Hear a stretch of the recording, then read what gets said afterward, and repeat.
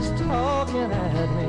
My guest news editor, WorldNet Daily, Bob Unruh. It's www.wnd.com. That's the short version, wnd.com, or you can go the long version, worldnetdaily.com. They bought both of them.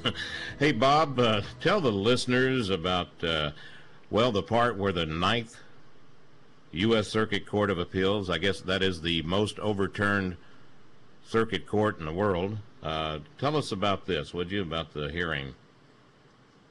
Okay, and which hearing is that? At the district judge, Washington case ruled in favor. Right. Of the, right. Yeah. In the Washington case, this all deals with the agenda of forcing a redefinition of civilization in America, in all of a sudden saying, well, that same-sex duos can be married just like a husband and wife. The district court in Washington recognized that there was a potential threat to the people who signed the petition putting the same-sex marriage issue on the ballot, and said that even though there are public records laws, those individual names and addresses could be withheld because of the potential danger. Right. The attorney working on the case documented literally 5 or 6 dozen cases of harassment and being targeted, a multitude of different types of threats. Anyway, the Ninth Circuit did overturn that, and that's how it ended up before the U.S. Supreme Court. Supreme Court said, we're not going to issue a blanket ruling that all petition signatures and names and addresses can be withheld, but there clearly is an open door when issues of this type, when issues of threats or potential harassment develop, that they can be withheld. And so that case is back in the district court in Washington now for the judge to make that ultimate determination. The Supreme Court returned it to the district court for arguments on that. And they're developing they're adding to their evidence that they previously had submitted of the threats and attempts at intimidation and such. And parts of the article you wrote talk about intimidation.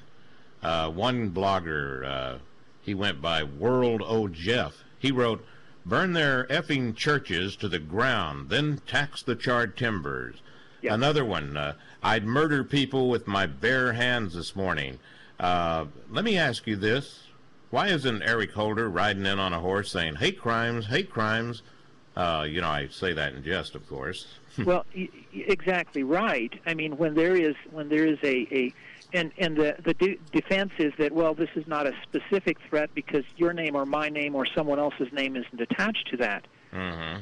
But at the same time, if I put on the on a website that in obscene language like that, that I'm making a threat against the homosexual community or Democrats or Republicans or independents or any identifiable community, I would be having people knock on my door really quickly. And here's one guy that said, "I do not openly advocate firebombing or vandalism. What you do with the information is your own choice." He just sort of said, "Yeah, go ahead and do it. Are you a man or a mouse?" Well, and that is very pertinent to the dispute that's going on right now, because that particular blogger had listed addresses of Mormon facilities in California. Now, the Mormon community was very supportive of the constitutional definition in California of marriage as one man and one woman. Well, they supported the campaign to defeat the change. Well, Bob, we're all out of time, and I got to tell you, thanks to you and people like you and WorldNet Daily, and as long as we keep bringing this to the attention of the American people, pretty soon they're not going to put up with it. That's, the truth is out there, and thanks to you for that. Thank you very much. Bob Unruh, news editor, WorldNet Daily. Coming up next, our salute to the life of Terry Anderson. Rick Oatman's going to be joining me in a little while. We're going to pay tribute to Terry Anderson, and we invite you to call in and give your tribute. 1-800-336-2225. Be right back.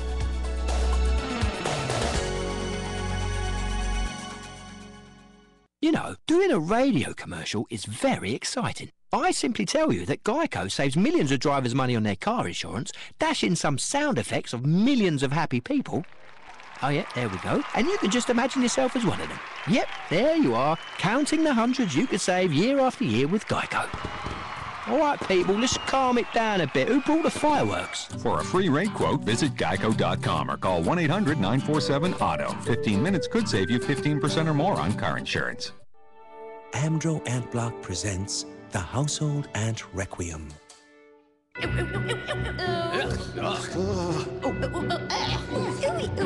If ants invading your home have you shrieking an unpleasant tune, sprinkle Amdro Ant Block around the perimeter of your home to block ants from entering. Ant Block creates a fortress that kills problem ants on the outside so they can't come inside. And that's music to a homeowner's ears. Look for Ant Block and the entire line of Amdro Kills Ants products at amdro.com. The radio channels. The radio channels. CRN. With SRN News, I'm Rich Thomason in Washington. The future of BP's strategy in the Gulf of Mexico has been thrown into doubt by government concerns over the temporary cap that's been placed atop the blown-out oil well. The government's worried that the cap, when it's tightened down, could increase pressure on the well, making the leak even worse. Also at srnnews.com, congressional Republicans question White House claims that stimulus spending has given the economy a boost. Texas Congressman Kevin Brady says, what do you mean the stimulus is working? Unemployment is 9.5% and it's headed upward. They're 7 million jobs short of their goal for this year. Still, the White House insists the program is working. Presidential economic advisor Christina Romer referring to one method that's used to analyze the impact of the stimulus. Well, the model-based approach indicates that the Recovery Act has raised employment relative to what it otherwise would have been by some 2.5 million jobs as of the second quarter of this year. And the president's turning to a previous occupant of the Oval Office for some advice on the economy. Mr. Clinton was one of at least two high-profile guests here at the White House Wednesday meeting with the president. He joined a meeting with business leaders about creating jobs and increasing investments in the clean energy industry. Earlier, in a separate meeting, Mr. Obama met with billionaire investor Warren Buffett in the Oval Office. They discussed a range of economic issues, including job creation. SRN News White House correspondent Greg Clugston. Fed officials have a slightly dimmer view of the economy than they did back in April. This reflects worries about how the European debt crisis could impact U.S. growth and job prospects here. Checking Wall Street at the closing bell, the Dow ends the day about 4 points higher, the NASDAQ up 8, and the S&P closes unchanged. This is SRN News. You know what it's like to live with credit card debt. You beat yourself up every day. You know eventually you're going to lose everything. Depression, guilt, anger. You know what it's like. Now, here's what it's like to get rid of credit card debt. First, you call nonprofit Trinity Debt Management toll-free at 1-800-936-5348. Your Trinity counselor helps consolidate your bills into one easy-to-manage monthly payment while reducing your interest by as much as 60%. Over-limit and late fees are eliminated. The collections calls stop. Your credit rating is restored. Trinity sees you through all the way to the finish line, and you become debt-free for keeps. The sun comes out. You can breathe again. You and your family smile again. That's what it's like to be debt-free. Come on, call Trinity Debt Management today. 1-800-936-5348. 1-800-936-5348. The American Jewish Committee is one of several groups expressing concern about proposed legislation in Israel that would give Orthodox rabbis in the Jewish state the power to decide which conversions are accepted. Ed Reddick is a spokesman for AJC. These will be courts that will be empowered to make decisions about whether or not a person is in fact Jewish if they claim to be, but there are doubts. The AJC points out that an Israeli Supreme Court ruling already